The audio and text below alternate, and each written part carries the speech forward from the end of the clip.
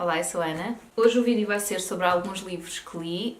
Foram lidos a semana passada, quer dizer, não, só dois é que foram lidos a semana passada. Eu estive a fazer um trabalho temporário em que podia ler, o que era espetacular, enquanto não aparecesse ninguém.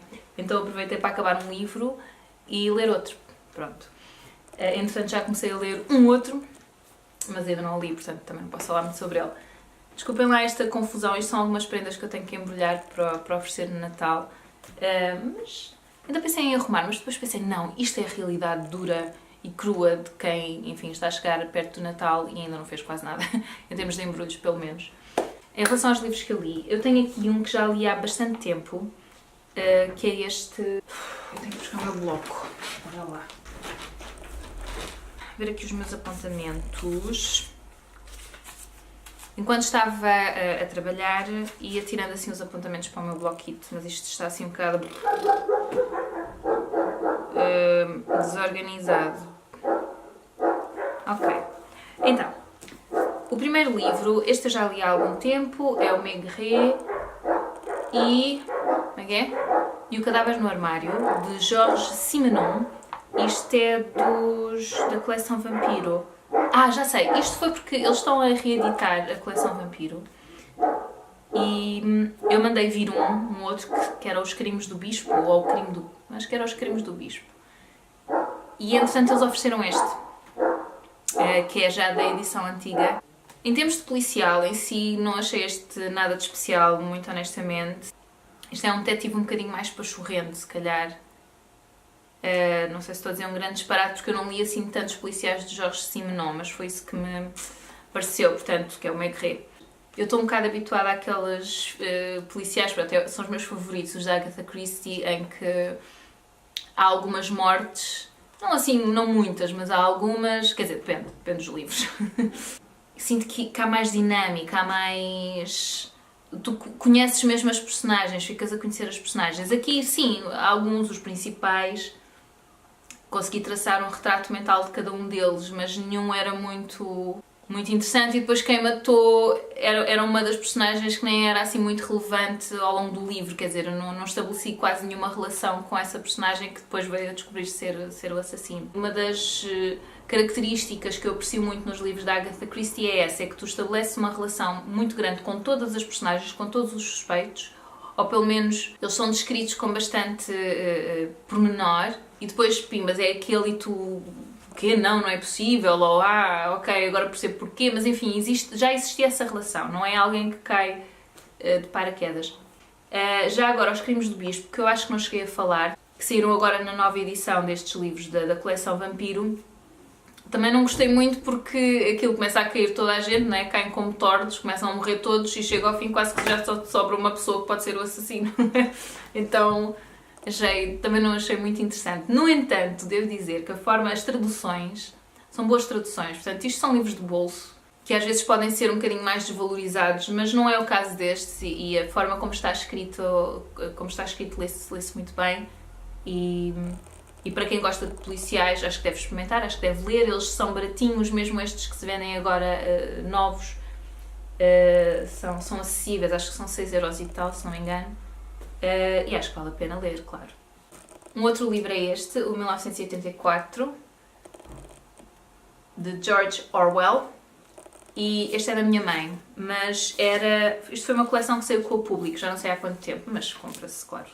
De certeza que há outras editoras a publicar este livro. Este livro foi escrito em 1949, portanto chama-se 1984 porque é o ano em que decorre a ação deste livro. Estamos numa sociedade distópica, onde existe uma hierarquia na mesma, existe o grande irmão, que é uma espécie de Deus todo-poderoso, existe o partido interno, que é a alta sociedade, vamos lá, existe o partido externo, que é a classe média, e existem os proles, que é a classe baixa. E isto decorre num espaço do planeta que é a Oceania, portanto o planeta está dividido em 3 partes, ou em 3 países, vamos lá. Um é a Oceania e os outros dois, um é a Euroásia, como é que é? Eu isso não apontei. E aqui foca na Oceania. E é um retrato um bocado assustador, mas que estabelece muitos paralelos com aquilo que acontece hoje e com o que poderá ser o futuro da sociedade se chegar a um extremo destes, não é?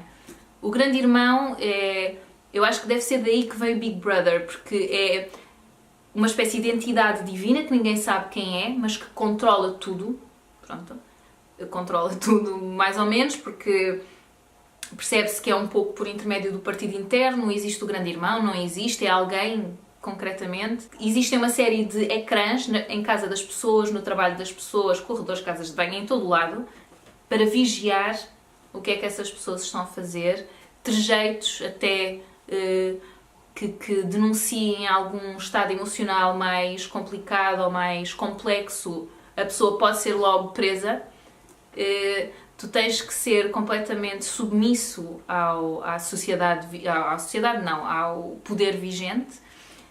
A própria língua, que se chama novilíngua, não tem uma série de palavras, porque essas abarcam conceitos como a liberdade e como o livre pensamento, essas coisas que não interessam a quem controla a sociedade.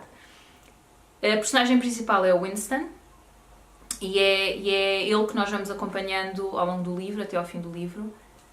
A história não é animadora, é um bocadinho deprimente, aviso desde já, mas acho muito interessante porque fala de uma série de os estratagemas que eles usam para nos controlar. Um deles começa logo nas escolas, não é? Começa logo quando somos pequeninos, incentivam os miúdos a denunciar os próprios pais, se aperceberem de alguma coisa mais estranha, ou porque fez uma cara estranha quando estava a ver um anúncio do Grande Irmão, porque depois esses teleecrãs não só nos gravavam, mas também transmitiam. Era uma sociedade assim assustadora. Os proles eram os únicos que não eram vigiados a esse ponto, mas depois, por outro lado, eram muito pobres, viviam em condições miseráveis, como os próprios, pelo menos os do partido externo, portanto a classe média. Viviam miseravelmente, os únicos que viviam mesmo bem eram os do partido interno. E os proles, para além de viverem mal, também tinham, como é que é, portanto a televisão só transmitia coisas estúpidas ou completamente vazias de significado, telenovelas um bocado parvas, sei lá, pornografia, coisas que só servissem para alimentar determinados campos emocionais, vamos lá, mas que em termos de conteúdo não tivessem nada que pudesse alimentar uma inteligência ou um sentido diferente. Portanto, ali o objetivo era a submissão total àquele regime. Mas, sendo que os próprios do partido interno, porque depois nós conhecemos um do partido interno mais intimamente, ele acreditava plenamente no que se defendia. Portanto, eles queriam o poder pelo poder, não queriam o poder pelo dinheiro. Ou, aliás, há uma parte em que o próprio, esse do partido interno, diz que os nazis não sabiam o que é que estavam a fazer, que fizeram tudo mal. Quer dizer, queriam o poder, mas queriam o dinheiro também, e não pode ser, era o poder pelo poder, de controlar, de governar sobre as pessoas, o próprio pensamento das pessoas. Isso é assustador. Existia a Semana do Ódio, portanto era tudo, mesmo as imagens que eram transmitidas pelo grande ecrã, pelo teleecrã, eram destinadas a potenciar esse lado mais negativo e mais bélico das pessoas, dos habitantes. Portanto, isto também era uma sociedade que estava constantemente em guerra. Portanto, penso que aqui o objetivo seria as pessoas estarem tão concentradas nisso, da guerra e de lutar contra o inimigo comum, e não se concentrarem noutras coisas e em desenvolver outras aptidões. Portanto, aqui há uma desumanização da pessoa. Houve só um capítulo que me custou mais a ler, que era o manual sobre... um manual ou um ensaio ou um texto sobre as verdadeiras intenções do partido, da sociedade que se vivia, do Grande Irmão. É um capítulo enorme, com letras assim muito pequeninas. O objetivo que descreve pareceu-me ter semelhanças com coisas que se fazem hoje em dia para nos terem assim um pouco domesticados e um pouco... Por exemplo, este objetivo de vida que nós temos de trabalhar até morrer, por exemplo, para quem? Quer dizer, a quem serve isto? Serve-nos a nós?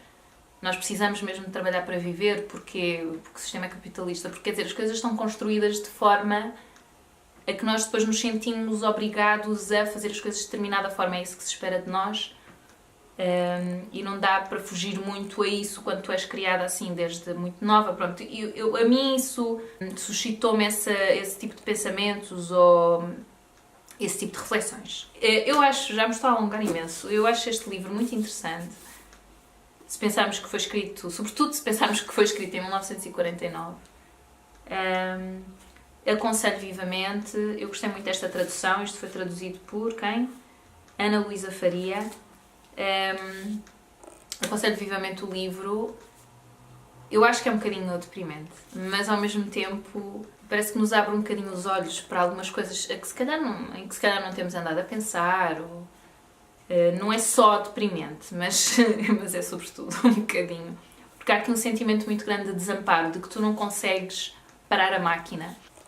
Por último, li este livro, A Espuma dos Dias, de Boris Vian. Eu já vi este filme, ou melhor, eu vi o filme baseado neste livro já há bastante tempo e fiquei muito intrigada com aquilo, não percebi de onde é que vinham aquelas, eu não sei se, pronto, se já viram, percebem do que é que eu estou a falar, senão é mais complicado, mas é um mundo muito surreal, muito fantasioso, com coisas completamente descabidas, muito estranhas, as cores, um rato que fala, mas como se fosse algo normal e perfeitamente banal e convencional e essas coisas todas.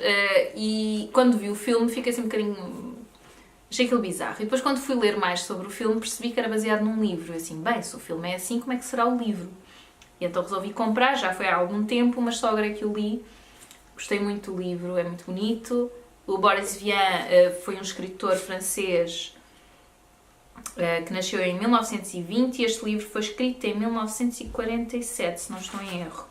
Deixem-me cá confirmar. Exato, foi escrito em 1947 e fala sobre a personagem principal, que é o Colin, não é? Exato, que é o Colin, que tem um amigo, que é o Chick, que é completamente obcecado por um escritor, que é o Jean-Saul Sartre, que é uma sátira ao Jean-Paul Sartre, que era amigo deste escritor, do Boris Vian. E depois há a namorada do Chick, que é a Aline, há a futura mulher e depois mulher do Colin, que é... não é a Aline, é a Liz, a namorada do Chick.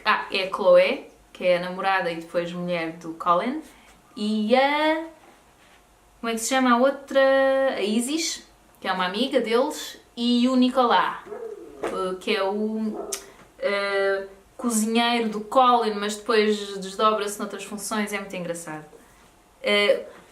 Este livro é muito visual, porque isto tem muitas cores, tem muitos... ele faz referência a muitos cheiros e a texturas e a, sei lá... É um livro muito visual, mas muito tátil também, muito... não sei explicar, mas sobretudo muito colorido. E tem coisas assim um bocadinho estranhas, como, sei lá...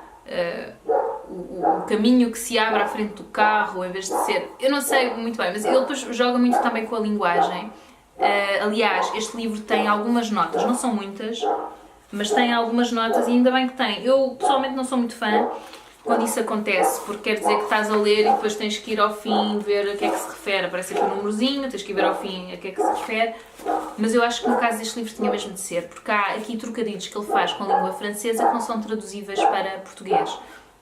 E então o tradutor explica-nos o que é que significa, o que é que ele pretendia, que trocadilho é que ele pretendia fazer, e eu acho isso importante. Acho muito bonito, acho que há muita coisa que se perde na tradução, claro, porque isto requer muito conhecimento da língua francesa, eu acho. Um domínio da língua francesa muito grande, eu acho que será mais ou menos aquilo que o Miyakoto faz agora, mas aqui este livro, eu também não conheço muito a obra do Miyakoto, portanto não posso falar, mas aqui no caso dele, o mundo em si é tão estranho, tão bizarro. Nós continuamos a ser humanos, com sentimentos humanos na mesma. As personagens principais não trabalham, o trabalho é só para quem tem que trabalhar, para quem precisa mesmo. E há alguns trabalhos aqui horríveis. Há um que era numas minas, eles Portanto, entravam, eram presos com umas grilhetas e depois só as grilhetas só eram abertas para aí 2 vezes por dia ou uma vez por dia para almoçar ou não sei bem para quê, e depois o resto tinham que estar presos às máquinas. E eu achei isso uma espécie de analogia a alguns trabalhos, quer dizer, isto foi escrito em 1947, mas já na altura com certeza haveria excesso de trabalho também para muita gente. E hoje em dia parece que existe também isso, essas grilhetas. Eu nem paro nem para comer, nem paro para ir à casa de banho. Quer dizer, o mais importante é fazer aquele determinado trabalho que se calhar, enfim, não é uma operação complicada que, enfim, uma pessoa que está ali entre a vida e a morte, é, sei lá, um call center ou uma coisa, não sei. Também não quero desvalorizar, mas a verdade é que eu acho que deixarmos de comer ou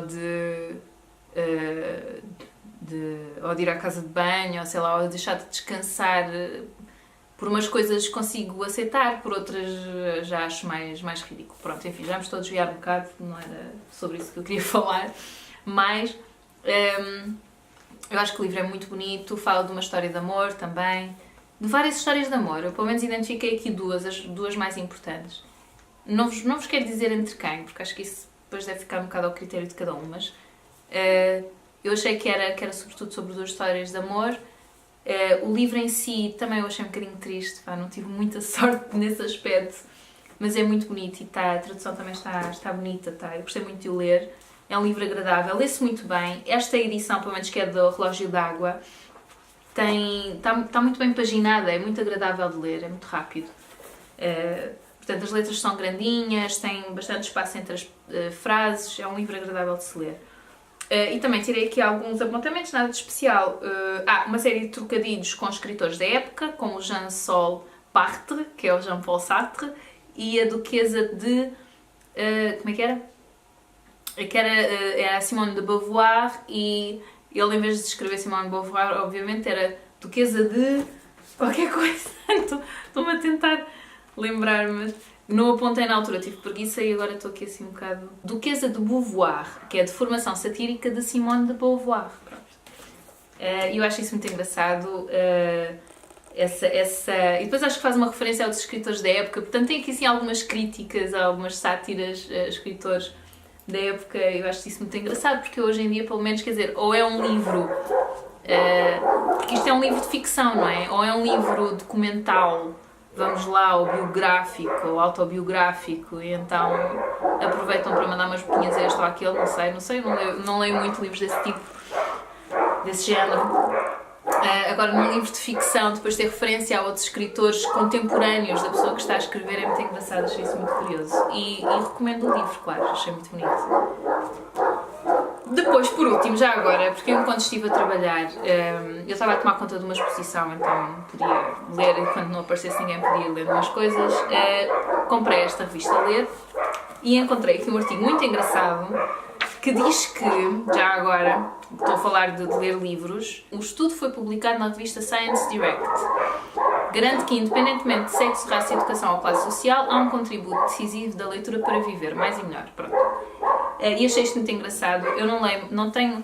Enquanto estive lá a tomar conta da exposição, li bastante, li muito mais do que meia hora, mas no dia-a-dia não costumo. Leio um bocadinho à noite, mas depois já estou cansada, já estou com sono e às vezes nem chega a meia hora.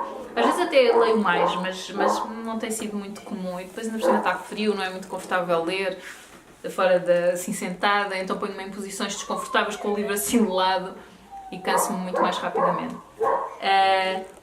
Mas achei piada a isto, então estou a ver se consigo integrar meia hora, tipo depois do almoço ou assim, para ler.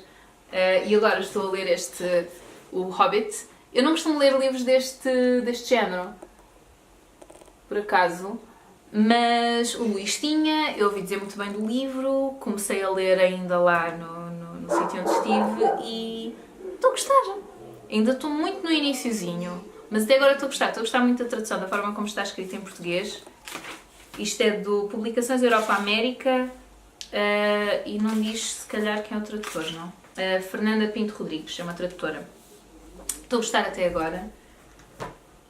E aconselho-vos a lerem pelo menos meia hora por dia. Eu sei que me sentia melhor e mais inspirada e eu acho que a leitura tem essa vantagem não, tem essa característica de pronto, lugar comum, mas é verdade, nos transportar para outros mundos e para outras situações, extrair-nos um pouco da nossa própria condição e eu sinto, sobretudo em alturas que ando mais em baixo, que o ler faz-me bem, dá-me outro alento e faz-me pensar noutras coisas, ocupar a minha cabeça com outras coisas. É ótimo também para a linguagem, porque eu muitas vezes falta-me vocabulário ou tenho dificuldade em expressar ideias. E a ideia para fazer este tipo de vídeos também era essa, era tentar ver se eu conseguia ou se eu consigo resumir melhor, transmitir melhor aquilo que eu quero dizer, porque isso para mim é complicado, eu não sei bem porquê, mas é.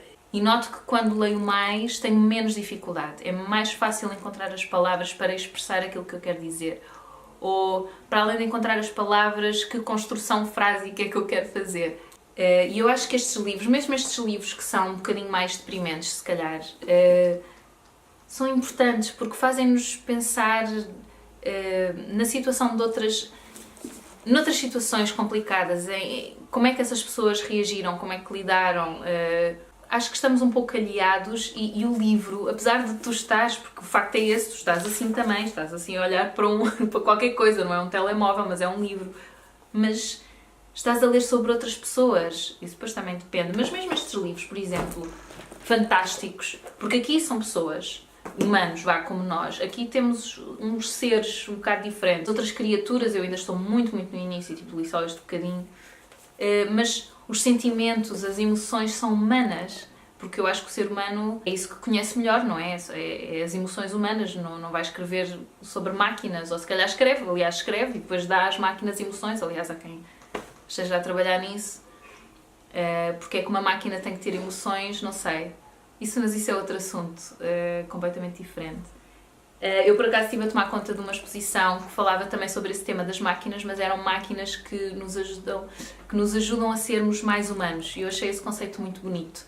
Portanto, a máquina, ao invés de nos substituir, porque não é isso que está a acontecer, não é? As máquinas até podiam neste momento, e isso é falado. Agora já não sei se é na Espuma dos Dias, se é no 1984, mas em que se fala de que numa sociedade realmente evoluída as máquinas substituir-nos-iam a produzir coisas de que nós necessitássemos, do mínimo indispensável, ou se calhar mais um bocadinho, mas enfim, não esta produção que nós temos hoje em dia, que é de coisas que depois se deitam fora passado uns meses e produz-se mais e está-se neste ciclo completamente insustentável.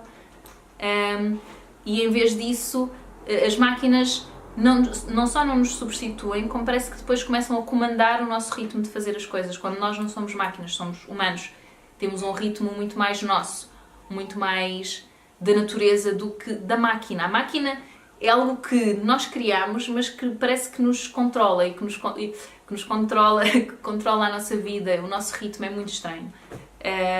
Não gosto muito deste modo. De como eu sinto que as coisas estão, um pouco de uma maneira muito generalizada, mas pronto. Sinto muito isso à minha volta, eu não gosto. E depois, ainda por cima, estes livros vieram alimentar um bocado esse meu lado descontente com a situação mundial e daquilo que eu vejo um pouco à minha volta. É claro que, por exemplo, os meus amigos já não são assim. Nós quando estamos a jantar ou quando saímos ninguém está a olhar para o telemóvel, estamos a falar uns com os outros, então se calhar as coisas não estão assim tão mal a este nível pequenino, mas eu sinto, ou mais acolhedor, mas eu sinto que de uma maneira geral, da forma como a sociedade está estratificada, como os grandes governam, e estratificam que isso está podre, está a atingir um ponto de ruptura muito grande, que eu não sei onde é que vai romper, mas sinto um bocado isso. E pronto, e é isso, estes livros vieram alimentar, mas ao mesmo tempo vieram dar uma face àquilo que eu estava a ter dificuldade em perceber. É isso, é mais isso, e acho que os livros têm esse poder também. Por acaso, eu escolhi estes porque eu tinha-os ali para ler há imenso tempo. Não sabia do que é que tratava nenhum dos dois, nem o 1984, eu não sabia sobre o que era, e apesar de ser um livro muito conhecido, e achei imensa piada, tipo, os dois. Este foi porque já tinha há muito tempo e já tinha começado a ler cá em casa, e depois este foi porque era assim um bocado fininho, para eu levar comigo para o trabalho, dava mais jeito. E não sabia sobre o que era o tema, achei muito engraçado ser sobre isto, que é algo que me anda a preocupar, e pelo facto de me ter ajudado a dar uma face ao problema em si. Achei uma coincidência feliz. Pronto, já me estou a alongar imenso, como sempre. Eu espero que vocês tenham gostado deste vídeo, espero que leiam muito, seja o que for que leiam. Alguma sugestão até de livros de que tenham gostado, etc. Ponham lá em baixo e até à próxima. Tchau, tchau!